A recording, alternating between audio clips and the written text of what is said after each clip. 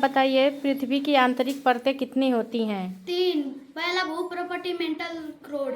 सबसे अधिक भूपर्पटी की मोटाई कहाँ होती है? पहाड़ों पर होती है, लगभग 70 किलोमीटर।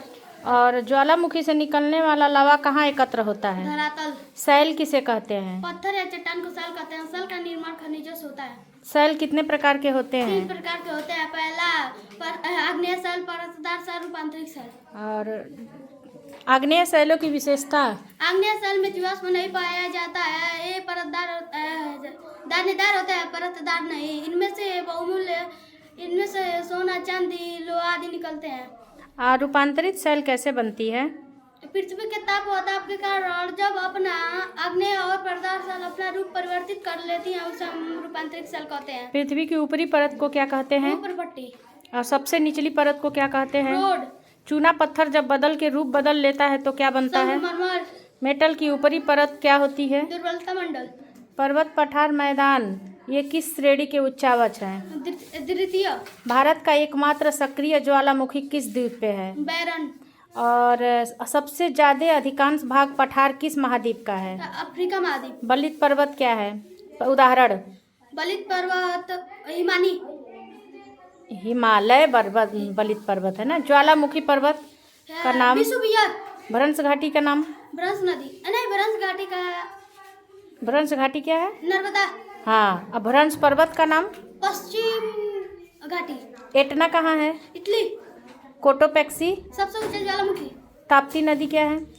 नर्मदा नदी नहीं, भ्रंश नदी। घाटी। राकीज क्या है? राकीज बलित पर्वत। ज्वालामुखी के छेद को क्या कहते हैं? विवर।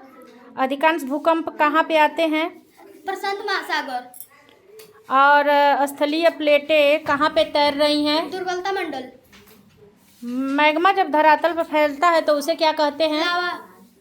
निम्न अब बताइए पृथ्वी के आंतरिक बल से क्या समझते हैं? जब पृथ्वी के आंतरिक बल को कितने भागों में बांटा गया है? 2 भागों में बांटा गया है। कौन कौन सा?